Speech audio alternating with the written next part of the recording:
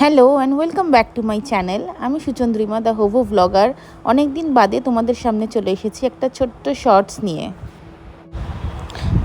আজকে কালী পুজোর দিন সন্ধেবেলা প্রত্যেকবারের মতনই আমি শোভাবাজার বেনিয়াটোলা স্ট্রিটের আশেপাশে যে কটা কালী ঠাকুর হয় সেই কটা প্যান্ডেল দেখতে বেরোই। এই বছরেও বেরিয়েছিলাম, তবে এই বছরের পরিস্থিতি একটু অন্যরকম। এবছর আমি একা না, আমার সাথে আমার পুচকে আছে, তাই খুব বেশি ঘুরতে পারিনি। খুব অল্প সময়ের জন্যই গিয়েছিলাম এবং আশেপাশে কয়েকটা প্যান্ডেল দেখে এসেছি।